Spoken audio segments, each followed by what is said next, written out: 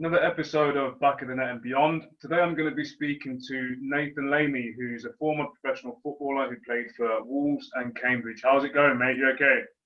Yeah, I'm good, thank you. Nice to catch up. Yeah, it's been a long time. I think last time we seen each other or spoke, probably, I don't know, going back kind of 11, 12 years of age. So really long time. So yeah, obviously lots to talk about. Just let everyone know kind of what you're doing now in terms of work or business or both. Yeah, so we have a boxing studio. It's called Urban Boxing Studios. Urban Boxing Studios essentially gives boxing and makes it available for everyone in a really cool environment. So feels like a nightclub in terms of its setup.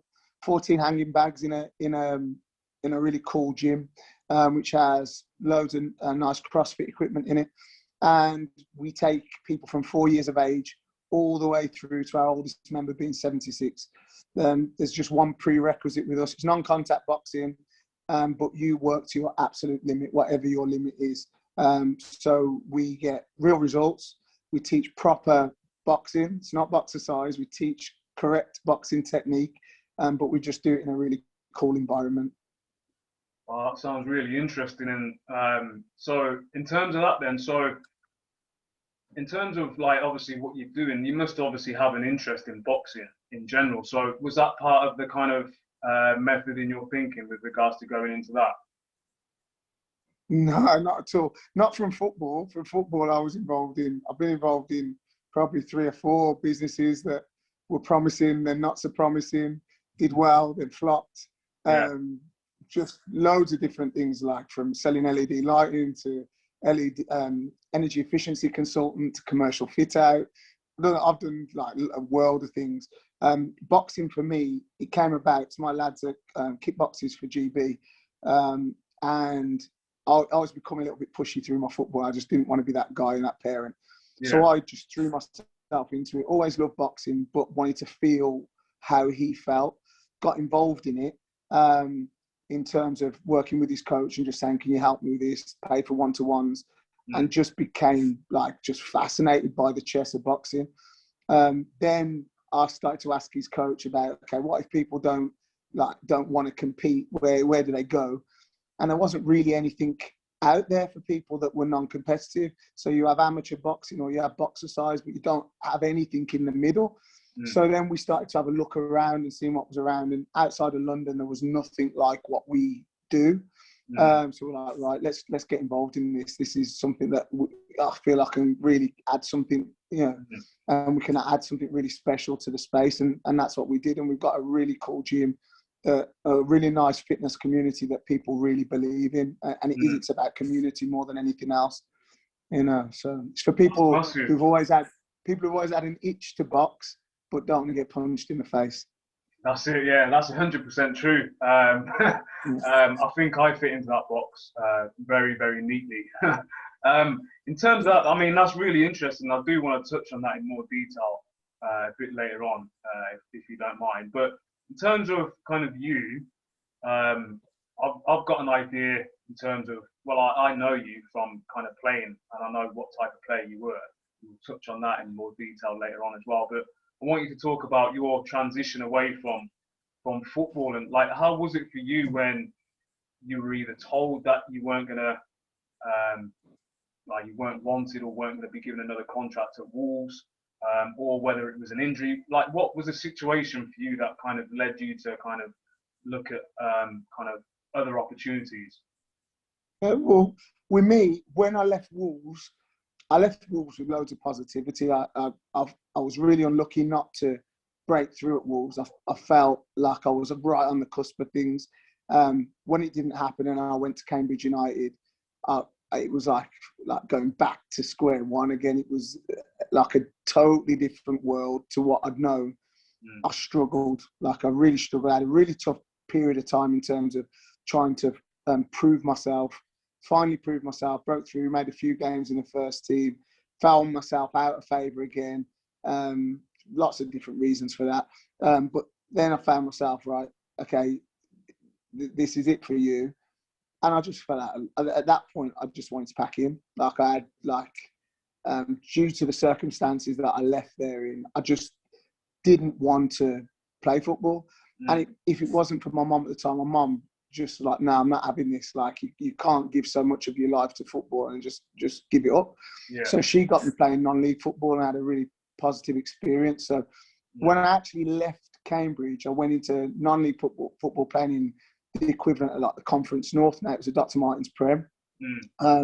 So I didn't have to get a job, but I was bored. So I didn't know what to do, man. At that point, I was like, I'm just a footballer. Like, I don't know anything. So I just worked in a clothes shop. Okay. And because we had such a great crack in this clothes shop, I met this guy that was a manager. We started doing some really crazy things with customers, like putting events on, doing some really cool things with them. And then they pinched us and took us to run this really high-end furniture shop for them. Okay. Where we had a bar and champagne and all this stuff. It was just bad. So we just had fun. And from there, I learned to sell stuff. Like, we sell 35 grand sofas and really high-end stuff. Started to then search for new skills, started to do a bit of CAD design and started to do a little bit of interior design and add value to my customers. And then I realized, actually, I've got some skills that led me to commercial fit out, which in turn, I started to ask questions when I did commercial fit out of my employers, start saying, why don't we use this loan scheme that we can use to get the government to fund some of our projects? They said no. So I was like, I'll do it myself then. So I set up an energy efficiency consultant. See, like, I didn't know nothing about it. I had no formal qualifications. I used to just sit in the middle with all the techies.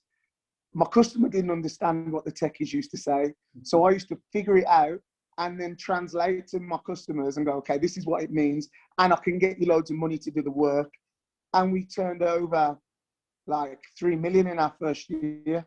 Wow. It was incredible. Wow. For whatever reason, we had some fallout, some investment, some bad investment. And that ended up turning into an LED lighting company. And that failed again.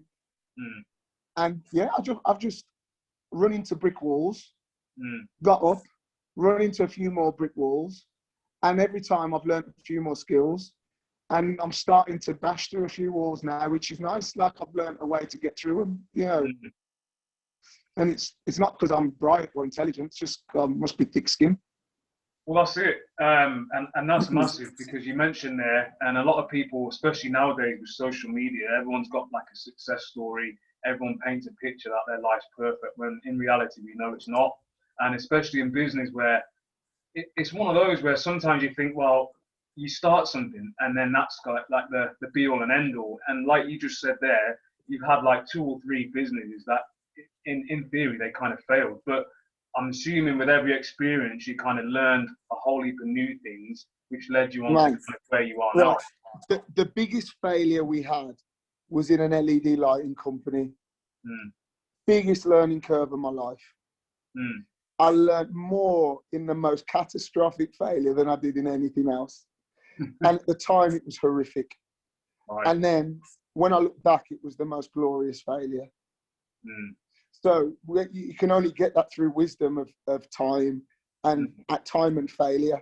So that would be my one thing, is don't fear failure. Failure makes you more rounded, more hardened, and more able to deal with future failure. And then the failures become less frequent because you have more skills. So yeah, go and have a few road crashes, because they'll sort you out eventually. 100%, and that's great advice. I mean, I just want to go back slightly. So you mentioned you left Wolves, and we'll touch on that a bit more a bit later on. But you've left Wolves and you've gone to Cambridge now, and you mentioned that it was like a change. It was like a reality check, and I can resonate with what you're saying there. What was it like going from Wolves, where we're going back to 1999, 2000? So obviously Wolves was still a well-established club. They've got all the facilities, players are well looked after and whatever. And then you've gone to Cambridge and it's a completely kind of different, it's opposite ends of the scale in theory. So what was that experience like for you? And just go into a bit more detail, because obviously for me, I know what you mean, but some people who may not be connected to football at all will probably not understand what you mean. The biggest thing for me was I'd never not, the best way I think to phrase this, I'd never had to prove who I was from day one. Right, and that might sound big-headed, but that was my reality. So like I'd gone from Villa to Wolves. Wolves had given me a pro contract at 14. I was going to a club that wanted me all the way through. I was playing under 18s at 14. I scored 76 goals in reserve and youth football at Wolves. So everything was going perfect. I didn't have to prove who I was. I went to Cambridge and it was like, right, you're gonna live in the club digs. We'll give you 100 quid that's gonna cover your travel. It's gonna cover some food, and you've now got to prove that you're good enough. So instantly from day one, that was the biggest culture shock. And it was the culture shock as well, was that wasn't in terms of proving who you were, it was a matter of you're going to be a first team success until you get a bean out of this club.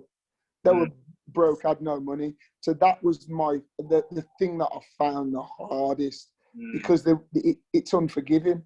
Yeah. It's unforgiving. I actually got treated like the first year I was treated just like a youth team player. Like so I was going back to where I started. Yeah, that was tough. It is very tough. And again, these are the stories that I like, purely because it's easy today in this kind of day and age. Naturally, footballers have got a stigma attached to them, and everyone seems to get tarnished with the same brush. And they all think that everyone earns kind of millions and this and that. And it's like, you don't see or hear many stories like what you've just said there, in terms of you've gone from Wolves, high hopes. I know full well that literally, because I'll touch on this a bit later on again, but for me, like, you were one of those players, striker. You were probably the same size now that you were when you were like 12, 13. So bear in mind, I'm 5'7", but when I was like 12, 13, I was probably about 4 foot. And you were just massive, biggest legs in the world, could shoot from the halfway line with accuracy and score, fast, good game knowledge, everything else that you needed, all the attributes that you need for a player. So you've gone from Wolves, where everyone knows that, you're probably one of the best in the youth team and maybe even the reserves. And then you've gone to Cambridge and it's like, you're just one of the regular guys there. And it's like, you've been given this £100 bursary and it's kind of off you go for the year that you're there, or first year. It's like, it's hard trying to prove yourself, especially when you're that young, you're living away from home. And it's like, I've gone from this situation where I was kind of first name on the team sheet, and then now I'm here, and it's like, facilities ain't up to scratch or what I'm used to. And the coaches probably have got me on trial. You may not be on trial, you probably signed a contract, but it feels like you're on trial. So I completely resonate with what you're saying there. And like I said, it's physically and mentally tough to get through that anyway. For me, like, so when you were at Wolves then, and obviously you had some top players there, because I think Robbie Keane was maybe in the year above, and I think Mark Jones as well was a striker, if I remember rightly. Yeah, he was at national school with you. Yeah. So we had in our group. So Adam Proudlock didn't quite get into the national school, did he? No, I think because of injury. He had slatters. Yeah, so he was a funny one as well. I got to the last. Yeah, I got to the last group. So if you think there was at Wolves was me, Robbie Keane, Jonah, Adam Proudlock, and at the time Adam Proudlock was a winger really. Yeah. But was rapid, like just rapid. But in terms of, I guess me, Jonah, Robbie Keane Robbie was in the youth team for 6 months and then he was gone because he came over a year early from Ireland. He was in the first team. Then me and Jonah were really pushing hard then to follow. But you don't have 3 strikers come out the youth team and play in any first team anywhere, because you've already got 4 or 5 established first team players. Yeah. You've with Robbie there and Jonah just pushing, it just was a timing thing. Like all three of us, I believe, were good enough to play first team football at Wolves. Yeah. There was just a number of established first team players. There was not a chance of us breaking through. So I left Wolves with a world of positivity because I did my bit. Like, I left there doing really well and disappointed. I just wasn't quite right timing wise. Timing's everything. I probably needed a year. And I think if Mark McGee would have stayed, I'd have had a year. Mark McGee really favoured us, and Mark McGee gave Robbie his chance and gave Lee Naylor his chance. We had, out of our group of 18 youth team lads, 8 played in the first team.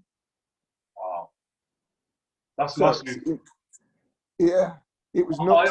I always remember kind of Wolves. They always, and still to this day, they always had good youth players coming through. And you've named about like 4 or 5 there, like established. I remember, I actually forgot about Adam Prowlock, because I remember him on the trials and stuff, and he was classed as one of the smaller ones. Obviously, I was as well. Yeah. And then I think about, obviously, I got in. Mark Jones, so Jonah at Wolves, he was a year above me. He was at this time with Michael Owen. But I always remember, like 3 or 4 months later, I saw Adam Prowlock, and he was like about 6 Mate, he turned into a man. He turned into a man in about 9 months. Like, he just went massive. Yeah. And he went from, I think, his first year as a youth team player, he never played. Really? And then his second year, he was incredible. Like, you just couldn't, he would just run past 3 or 4 people, get off me. But he was a winger. So he looked like a man. So that's probably, I think, when Colin Lee took over, he fit what he would see a modern centre forward to look like. At that time, I was 5'7" and very stocky. 5'7" with a 6'4" frame. Yeah. You know, so that was the challenge for me, I think, really. Definitely. Yeah, 100%. And it's one of those where, again, that's the side of it where people don't see. Things like growth spurts and things like that, they can affect you in a positive way and also in a negative way.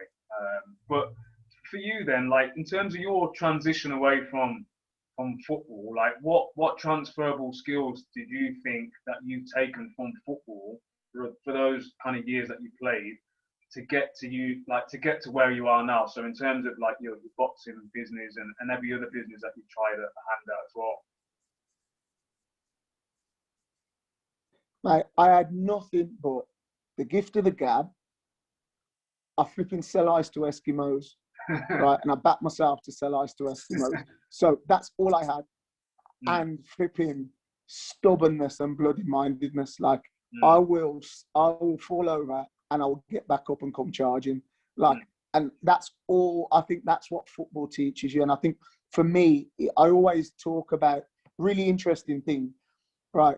I've got my lads, I've got like some signed Wolves shirts and stuff and some shirts that I wore when I was at Wolves. And I've got some from Cambridge United. My wife said to me, why haven't you got anything from Cambridge United? Right? It's because I see it as like failure. So she went and got like this shirt and stuff framed for me. It was Christmas. And I was like, oh, my birthday. And it went up in my son's bedroom. And she was like, why is that? Like, I was like, hey, it's failure. So for me, that was my learning in terms of how I interact with people, how I just keep going and keep going and keep going. That failure was what me my kick on into transitioning into something else and seeing other people that, if I'm honest, I don't believe had the talent that I had, be incredibly successful. And there's only one reason for that. They had the ability to shut up when they needed to shut up, keep working when they needed to keep working, and wait for an opportunity. Because there's one thing in life, if you have ability, it is about timing. when it's right for you, you'll get it. Doesn't matter what it is, but you have to stick it out and grit it out, and something will stick at some point. Now, for me, with football, I didn't give it the time for it to stick. Yeah. So then going into normal life, outside of football, it's about you keep going and you keep going, you keep going, throw enough muck, it's going to stick.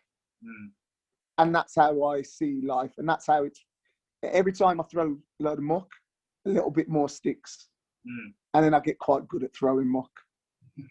That's how I see it. Yeah, that's massive. And I always remember you kind of going back now, so this is years again, going to all those kind of Midlands trials and all those trials leading up to kind of the FA National School. And obviously we were competing for the same place. In terms of stature, like you were a man and I was like a little baby. It's ridiculous. But I always remember you were always like a friendly character. Like everyone warmed towards you. I was always quiet, confident but quiet and like unassuming. Whereas you were a bit more. You were like a live wire, but not in a negative way. It was always someone who you always brought like joy to like training and stuff. So I always remember you for that. Aside from your natural ability in that, because that was just ridiculous anyway, from what I can remember. So that's my kind of memory of yourself anyway. In terms of you, like kind of now, like obviously we touched on what you mentioned in terms of your transferable skills and whatever, and it seems like you've got your head screwed on, really successful. Why do you think some athletes, and I'm not just talking about football now, I'm talking about sport in general. Why do you think some athletes find it hard to transition away from their chosen sport into like another career path? Right. The people that I know that it's eaten up are, right, there's a time for everyone to let go. And I think sometimes people struggle to let go. And through struggling to let go of it, they stop themselves. There isn't a development mindset.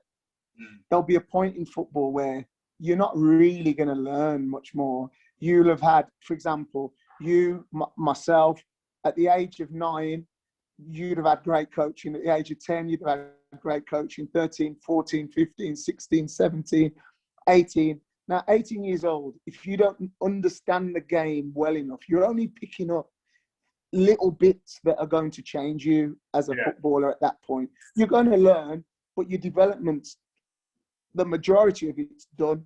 Yeah.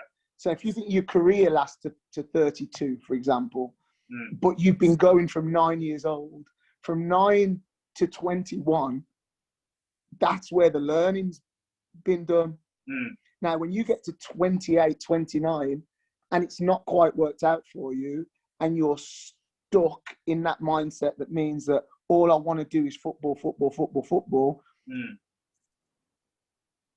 but you've not transitioned into coaching and you've not gone on a new coaching journey and a new learning journey, then you've become stale. And I think it dawns on people that they've become stale, and then there's a fear because now what do I learn? How can I learn? Where can I go? How do I go? And actually, that football is only a small portion of your life. Doesn't matter how successful you are. If you're incredibly successful, it's a small portion of your life. If you're not so successful, it's an even tinier portion of your life. Now, all that means is that you have more opportunity to do well elsewhere. 100%. That's how. Literally everything you said there makes sense, and this is what I try and get this across within the podcast somehow, because a lot of people, they're not aware that they've got those transferable skills. You get stuck in that bubble, whether it be the football bubble or cricket or whatever, and it's kind of, sometimes you've had coaches where they just literally say kind of, okay, well, all you know is football or all you know is tennis or whatever, but in fact it's not. And like you said there, so your average footballer is slightly older now in terms of retirement, but let's say you retire at 35.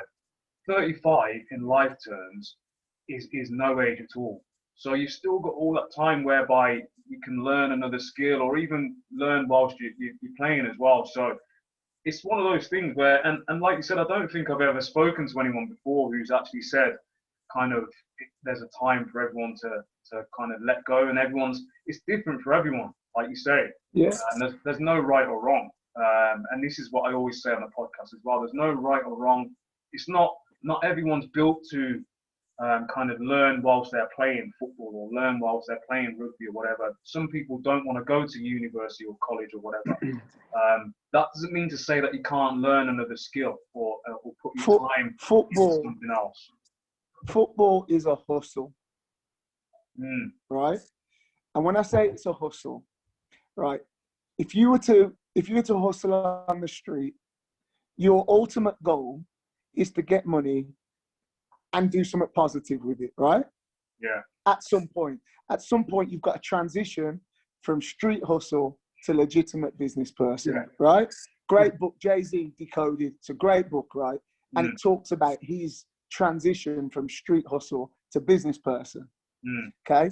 All football does is give you platform and money. It gives some people more platform, it gives some people more money. But ultimately, it's a short-term platform to give you the lifestyle that enables you to learn new skills, use your money more wisely, to set you up to do something positive. Now, I know lots of people that have had very, very successful careers and done less with it than other people that haven't had such successful careers and done really, really well with it.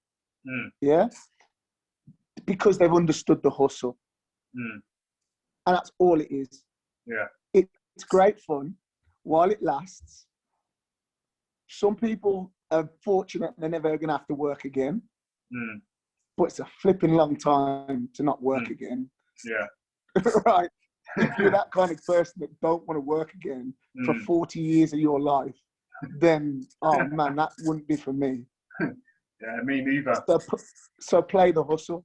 Yeah, it's true.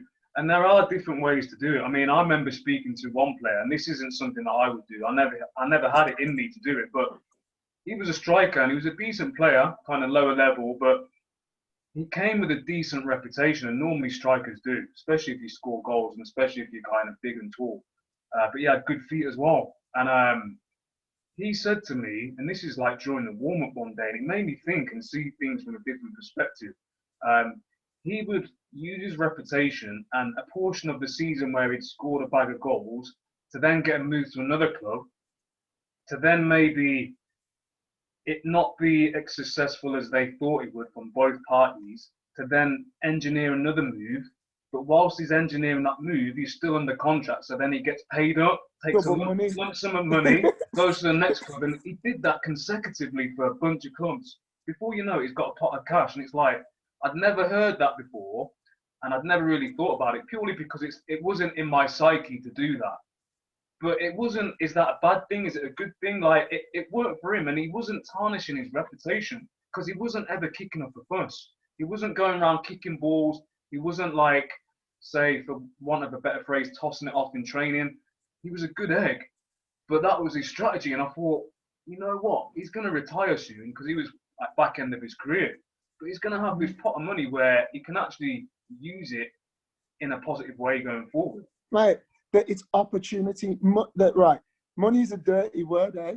But if you use money correctly, money is opportunity. Money gives you a chance to do things that you might not be able to do without it. That's all it is. Yeah. And if you know you only have a short window of time in your life doing one thing, surely the opportunity is to create assets so you can do something positive with your assets. Now, the ones that don't get assets out of it, they're going to have to work a lot harder because they have to find their money at the end of their career to do something positive, and they have less opportunity. So, and I would put myself in that bracket. I stopped playing football without a bean, not nothing.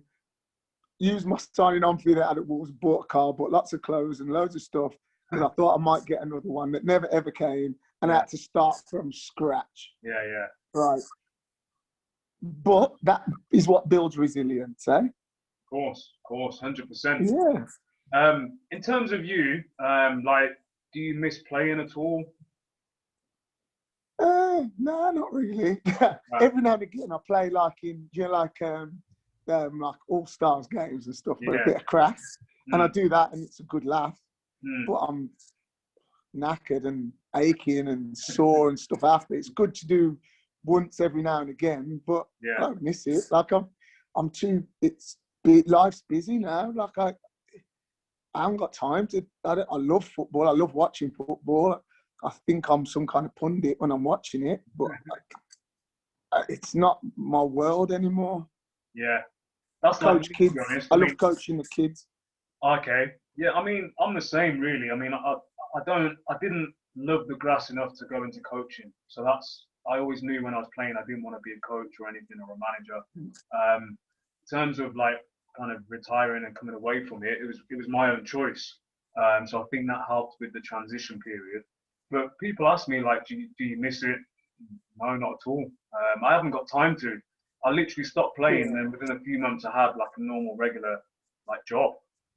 So I didn't have time to really think about kind of like what am I going to do next or whatever. It's just kind of one of those things. So for me, I don't miss it. I know some people do.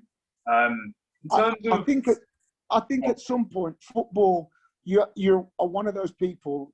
I never, when I was playing football, like there was a point at, I think about 16 where I stopped. I didn't play football for fun. It was because I wanted a career in football. So I'll put it this way: if it was freezing cold on a Sunday and someone said, "Oh, do you want to have a game of football?" I'll be like, "Nah, I don't want. I don't have cold feet. I don't want to get kicked. I don't want to get into a cold shower. Yeah, that's not fun. That's not fun for me. Like, if it's the summer, I might have a game for a bit of fun." Yeah, I know what you mean. In terms of like, again, so I'm going back to like when we were playing and in and around the dressing room and the club vibe and stuff like that.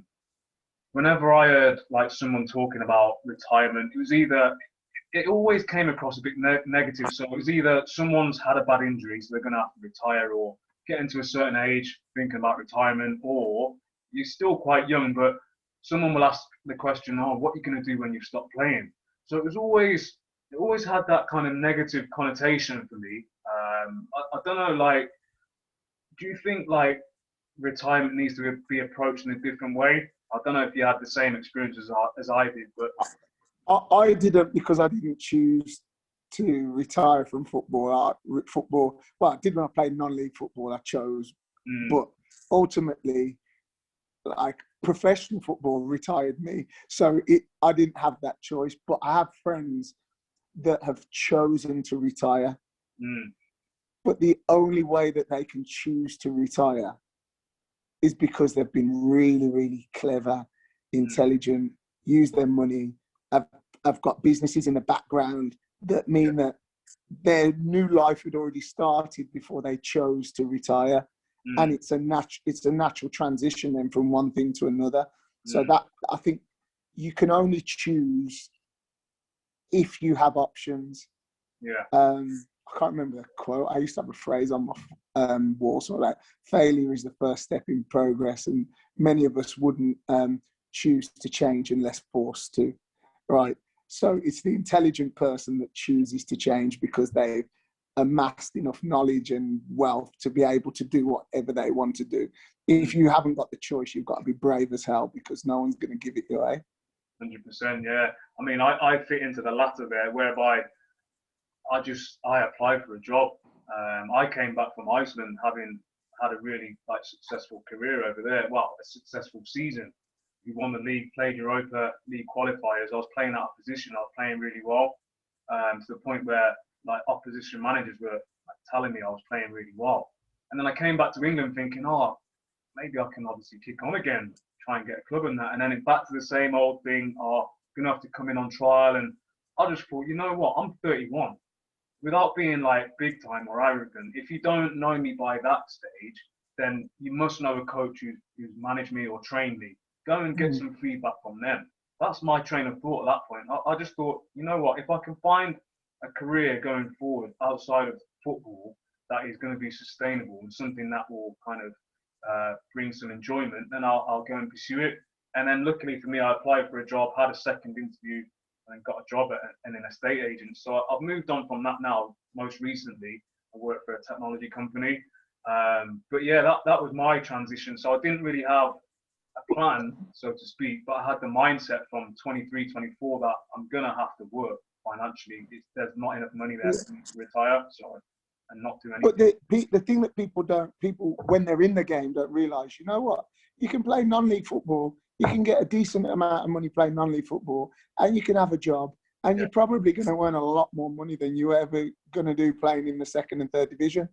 That's the reality of it. So you have got choices, but people don't see those choices, you know, and actually that's when your new hustle can start, because you can use that opportunity to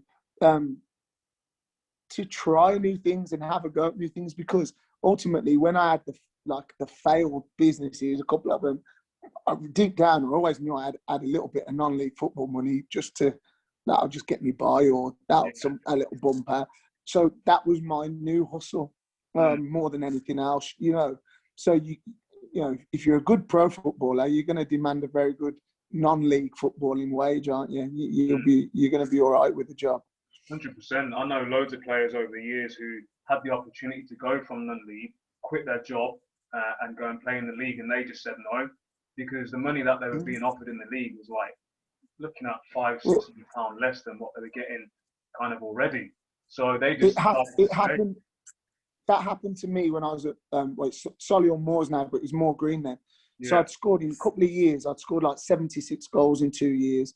I had Oldham and Bristol Rovers looking at me, and the chief scout from Oldham said, "We'd love to sign you." And another guy that played for us called Joy Stanley, right, mate. The guy, he was unreal. When I tell you, the most gifted footballer I've ever played with. But he didn't look like a footballer. He was a little round with curly hair, but he was the most gifted footballer. And I put Robbie Keane into that bracket. Robbie Keane went for millions all over Europe and the world. Yeah. This kid was incredible. We'd love to sign you both, but we can't afford you. Wow. What's the point? Yeah. Like, seriously, what is the point? Unless you are so obsessed with football that you really want to do it, then what's the point? Yeah, it's true. And again, that's the side of it that people don't see. They don't understand. They just assume that, okay, well, it's a club that's 2 rungs above what you're playing, so jump at the chance. And it's like, well, no. Like, it depends where you're at in your life. If you're 17, different. All you got is your phone bill to pay for. But if you've got a family, 2 kids, mortgage or rent to pay, and it's not financially viable going forward, then why would you jump at it? It just doesn't make any sense, does it? Don't make any sense. No, it doesn't. But people will do that. But that's where I think you get into that trap mentality. Yeah. And again, you can be in a street hustle. You can be in a rented house with a posh car that isn't really yours because the police going to come take it off you at any time. Right? When do you get out of that hustle? Yeah, true. It's definitely true. And I like that comparison, to be fair. It does make sense. In terms of you, when you retired then, so I know you said like football retired you, but essentially you stopped playing for Cambridge, you went into non-league, and then you obviously stepped away from that. So, like, did you get any help from the PFA or any other organisation, the FA or whatever it may be? Anyone help you? A little bit, like a personal training course. That's it, really. Like, look, how much can the PFA do for every footballer that drops out of football?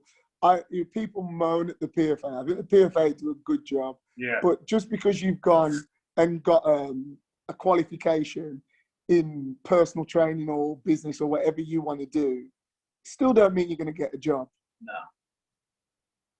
No. You know, especially in this current climate. So unless people expect the PFA to have like some kind of mad mass employment strategy where they place people from football into employment, the real world tells you, you go and try and get a job. If you can't get a job, make your own job and make something yourself, because no one's going to give you anything in this world. And I'm glad you said that, because that was my train of thought when I was playing, and then even more so when I stopped playing. And now when I'm doing the podcast, it's something that, again, I try and get across where, okay, we all know, yeah, the PFA, the FA can do more, clubs can do more, but there comes a point in time where you have to look at your own self and think, well, I need to do more. I need the gumption to go out and try and find these opportunities. So it's all well and good getting your coaching badges, getting whatever qualification, but at the end of that, there's no door that says, right, you've got this qualification now, here's a job. It's an avenue to pursue, yes, but it doesn't mean that you're going to get a job at the end of it. I never wanted to do coaching badges. I know people that just did it just for the sake of doing it. And it's like, what's the point? So you get your A license or whatever it is, or B license, you still need to have a job. Someone needs to give you an opportunity to go and coach there. And that's like with anything. And you can fall into another trap, can't you, of being like an academy, under-9s academy coach, isn't earning a great deal, with a dream to chase. Now, some people with contacts that have done really, really well are going to climb that coaching ladder because they've got a lot of contacts. If you're not that kid that's not amassed a load of contacts, that isn't got, you know, friends in high places, the reality is you're probably going to stay in the academy system. You know, there's that many people looking for those jobs. You might as well, like I said, go and cast your net somewhere else and see how many fish you can catch. Exactly. So would you say more help's needed then? Because I know you said you got a little bit of help and whatever, and that's great. I know some people have had kind of different stories in terms of help and things like that. And it all depends on what type of help you're looking to get, really. Sometimes it may just be like a voice at the end of the phone just to give you like a heads up, or just a kick up the backside or whatever. But would you say more help's needed? I think young footballers that come out of football need help. All right, if you've been at, say, a Man City from the age of 7, and you go all the way through to your end of your scholarship, and you're just on the edge of breaking through, and bear in mind you don't know that background of that child, family might be in hardship, they might have given everything for that child to do really well and succeed, and then they don't quite make it. I think there needs to be an element of support psychologically around, okay, what are your options now? Things haven't crashed for you. You're only, 19 years old. You've got lots of opportunity. These are where your opportunities might lie. Don't worry about it. There is a support for you. I think they can do a lot more where that's concerned. But the reality is, if you're not a footballer and you don't make it as a footballer, you haven't made it as a footballer. There are lots of apprentice carpenters that aren't quite good enough to be apprentice carpenters. Yeah. You have to still,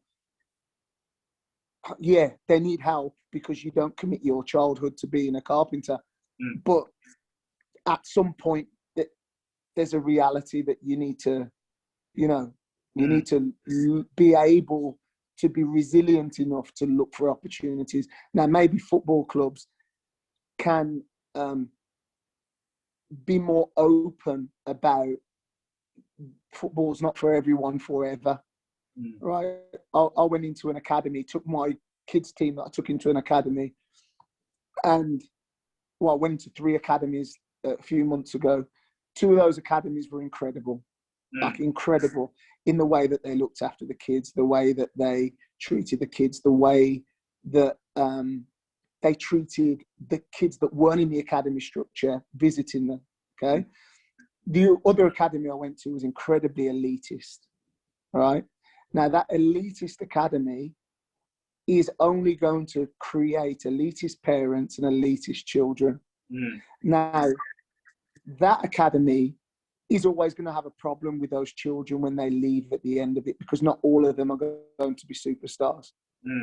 So the environment that those children are brought up in terms of their education and football education, because they're not just educating them as footballers, they're educating them as young people. They have to be giving them the resilience and skills to deal with the rejection that they are going to get. And that's what I don't think academies do. You go into an academy and it's, oh, did you enjoy it? did you this? But behind it is a real sinister dark edge, which is he ain't performing, he's not good enough, we've not got enough players in this group, we need to do a group trial because we might have to lose 3 or 4 of these. But none of the parents see that stuff. That stuff, the stuff that's hidden behind the smiley faces and the pats on the back of the head. Now they have to be more open about, that's the way football is. Yeah, 100%. And that's massive. And like I said, it's not just about the kids, is it? It's the parents as well. And like you said there, you don't know the background of the child's kind of family life and things like that. So I'm glad you mentioned that about kind of the smiley faces and did you enjoy it and here's some food and whatever and everything's nice and fluffy. But behind that, it's a business. So they will be having harsh conversations behind closed doors saying, look, he ain't good enough. He's got 2 weeks, otherwise he's out, or whatever it is. And we've all heard it. I've heard it before about other players and whatever else. And yeah, it's a tough one. It really is. And it's a tough environment. Very, very tough. And some people. And there are things that go on behind the scenes with some of these players that you think, wow, like they however smiley and pretty and glitzy and nice it is, they're still that same raw, cutthroat business that dictates the decision-making process. Can't hide it. You can't have any industry that picks the premium cream and only the cream and not have that. That's part of the game. So if you've got a child that's in football, you need to be telling them that this is how it is. It's not forever. You know, if it's not here, it'll be somewhere else. Just get on with it. Do your best. 100%. Yeah, 100%. In terms of, I mean, we have touched on this briefly, but in terms of advice, what would you give, not just young players, but any player, any athlete from whatever kind of age, background, what advice would you give going forward in terms of kind of anything that would aid their transition away from sport? Amass assets and amass skills. Right, you know as I do, when you play football, you have lots of time. And however much you go, you package it, oh, I need to rest up, I need to train and I need my rest. Garbage. Because when you go into the real world, you don't get no rest. Right? Life is hard when you have to work. So do you know what? Take that mentality into your lifestyle now and start amassing assets and start amassing skills. And actually, while you're playing football, use the hustle to do something positive. Get stuff, make your failures while you've got football. Make your failures while you've still got the cash coming in. Make your failures and you're learning while there's no stress on your shoulders. Because that day comes and you can't play football anymore, the world gets a lot stressier and a lot harder. And the decision-making becomes a lot more difficult because there's real jeopardy and there's skin in the game when you have to make those real decisions. So you need to do it when you're playing and do it early while you're playing. Massive. Great advice. Really appreciate you coming on. Obviously, we haven't spoke for years, so again, good to catch up on that. Just let everyone know again about your the boxing company that you've got. Let us know the name, obviously where you're located, where you are on socials personally, as well as the business as well. Okay, so it's Urban Boxing Studios. You'll find us on @Urban Boxing Studios on Insta, on Facebook, on YouTube. We are UBS TV. If you want to have a go at boxing, you're scared stiff of getting into a boxing gym, go on UBS TV. There's loads of videos, me screaming at the camera, telling you what to do. Get on it, have a go at it. We have online membership, so if you're worried about going into your local gym, shout at us through socials, join us online. You can start to get involved online. And then if you're local to us, pop in and see us. Free to give it a try. So it's just give it a go. Have a look at what we do. It's cool. We make boxing fun for everyone. Websites, www.urbanboxingstudio.com. So yeah, have a look at us, see what we're all about. Awesome, mate. Brilliant. We'll keep in touch hopefully anyway. And like I said, appreciate you coming on. Good luck, obviously, going forward. And yeah, just stay safe mainly. Yeah, and you, well done with this, because I think it's a really cool thing. And I personally really enjoy seeing everybody and seeing what they're up to. You know, we come across lots of people in football and don't speak to them again, so it's excellent catching up with them via this platform. So well done. Awesome, brilliant. Thanks for the feedback. Speak soon. See you later. See you later.